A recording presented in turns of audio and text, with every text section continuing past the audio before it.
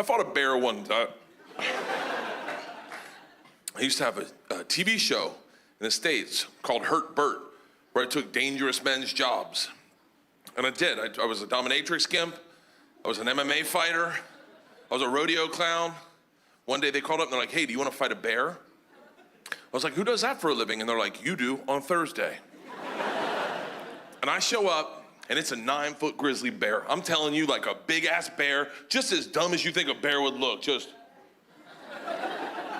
So I don't know any better. I go up to the bear, I just get to set, I stick my hand out in front of his nose so he can get my scent, and the trainer goes, what the fuck are you doing? I go, I'm letting him get my scent. He goes, this is a bear, not a labradoodle. He goes, we have protocol, take these, and he hands me 5 marshmallows.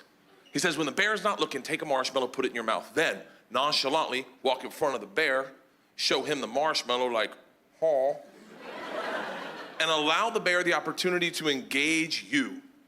Engage you and take the marshmallow out of your mouth with his mouth. This way he'll learn to trust you. I was like, fuck that. Who thought of this, the bear? Is this the bear's idea? He goes, hey, buddy, this is how we do it. And my crew's behind him like, this is how we do it. This is how we do it. I don't know any better. So I go behind the bear, take the marshmallows like David Blaine, and I whip one in my mouth, just, and then walk in front of the bear, sneaky. And then like a hooker, like, haw, haw. And the bear, out of the corner of his eye, sees the marshmallow and loses his shit, just, and I'm going, Aah! He rushes me, and with the grace of a frat boy trying to close the deal at 4 a.m., tongue kisses it out of my mouth. Tongue in. Bears never brush their teeth. I'm making out with a homeless guy 5 times in a row. Just,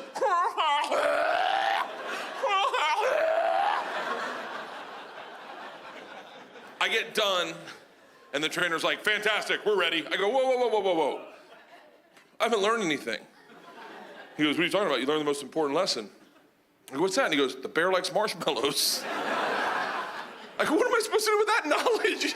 He goes, listen, if you get in trouble, just very confidently say, marshmallow. Now, what will happen is the bear will hear that, and he'll give you some space to do your trick. But we'll hear it, and we'll know you're in trouble, and we'll get you out of there. I go, yeah, but he thinks they're inside me.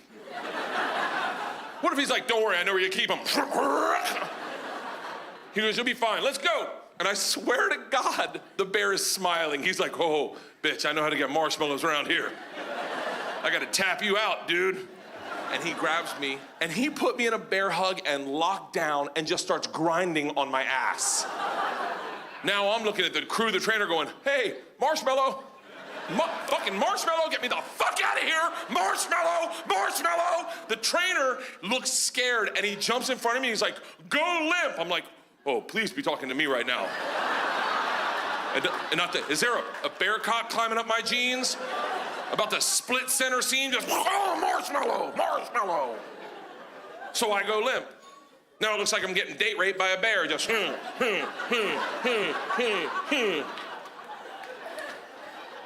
I slide out of his paws, and that's the last thing I remember, because apparently his instincts took over, and he sat on my face.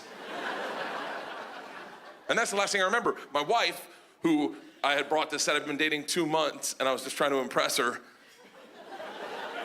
My wife is a redneck, like a real redneck. Like her parents met on AncestryMingle.com. Like, when she talks, you smell biscuits. Like, she's not afraid of big animals. That she grew up around that shit. She just goes over, grabs marshmallow, shoves it in her mouth, stands by my feet and goes, ha! The bear then takes his balls out of my mouth, goes over to her, takes a marshmallow to her mouth, they pull the bear to one side, her to the other, and they drag me under a tree. And that's where I woke up, in the lap of my producer, Tim Scott.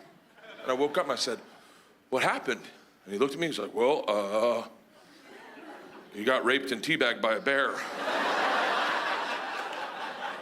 You might want to get tested. He goes, but that chick, that Leanne chick, I think she saved your life. And my wife comes over at that exact moment and leans in, and her head blocks the sun. There's a halo from the Lord himself surrounding this woman's face as she leans in. I know you're like, really? It's my narrative. She leans in and goes, "Are you okay?"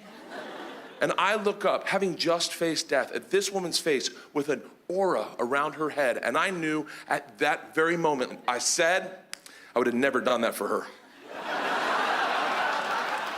Thank you guys, have a great night. My wife's honest with them. She's honest, 100% honest all the time. The other night we're at dinner, I'm 3 drinks in, the girls go, "Have you guys ever done drugs?" I'm like, "What are you, fucking cops?" She just goes, "Yeah." "What the fuck are you doing?" She goes, "You gotta be honest with them girls. I smoked marijuana a couple times. I didn't like it very much. Made me throw up, never smoked it again. But your daddy's done cocaine." I go, "What the fuck?" I don't think they're looking for recommendations, Leanne. She's like, "Go and tell him. Go and tell him. Tell him. Tell him the truth now." I was like, "Okay, I tried cocaine one time."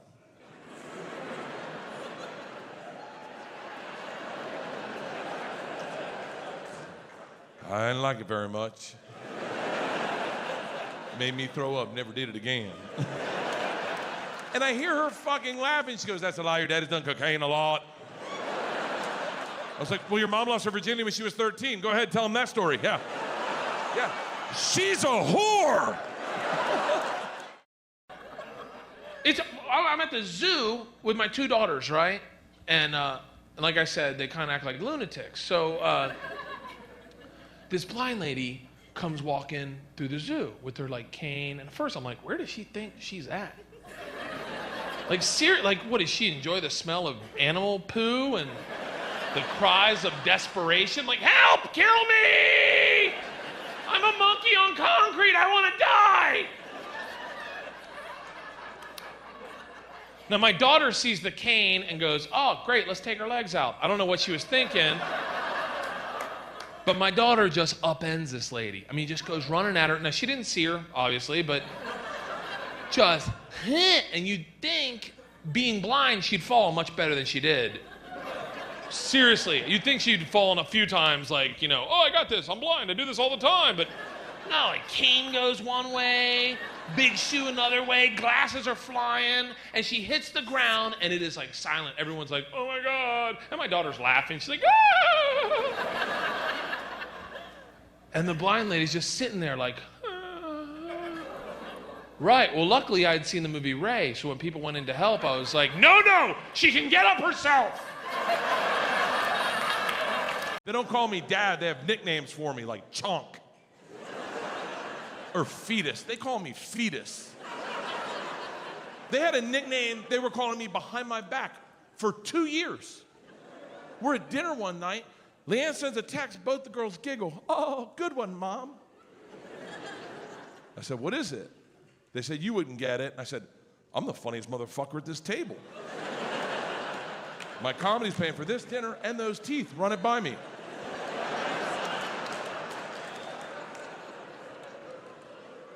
I was like, "I don't think you'd find it funny." So I go to the bathroom.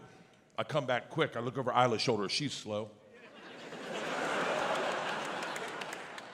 What I see is a series of pictures of me, and the chat thread is titled "Baby Walrus."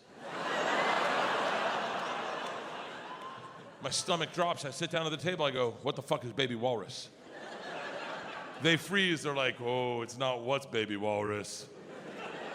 It's who's Baby Walrus." I said, "Who the fuck is Baby Walrus?" Isla goes, "I think you know who Baby Walrus is." Georgia goes, "Calm down, Dad. It's just Mom thinks when you put on fancy clothes, you look like a baby walrus who's trying to escape from the zoo." It's like, I don't know what to say to a little girl. I got listen, Matt, look, okay, I learned this the hard way, so this is a little bit of advice from me to you, okay? And I just say that because we've all been drinking, we all been having a good time, and we got to get home, and I understand how that works. But I learned it the hard way, and if I can share with you guys and it helps, so be it. But if you don't need it, whatever. Cops hate when you touch their faces. But this will work, okay? Pay attention, gentlemen, pay attention. When you're driving home, you know how the cop pulls you over and they do that, like, that flashlight in all the windows, and they distract you and you're nervous, and then they're on top of you, they're like, do you know why I pulled you over? And you're like, oh, weed? I don't know. This is what you do, okay? When you see the lights go on, that's when I want you to start taking deep breaths. Calm down, relax, you're in control, okay? He'll be shining the flashlight, and when he comes up to you and he goes, excuse me, sir, do you know why I pulled you over? Don't answer that first one. Don't. You stare, and you just stare straight ahead. Now, the power's switched.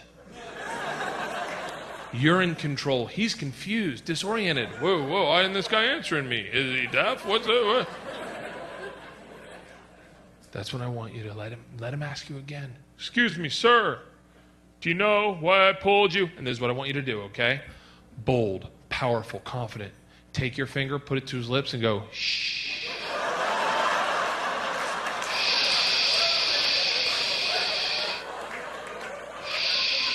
And let him know, gently, so he knows you're in control, stroke his mustache. Just,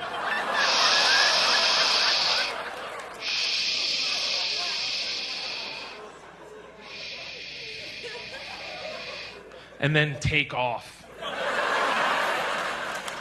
He'll be on the side of the road for 15 minutes.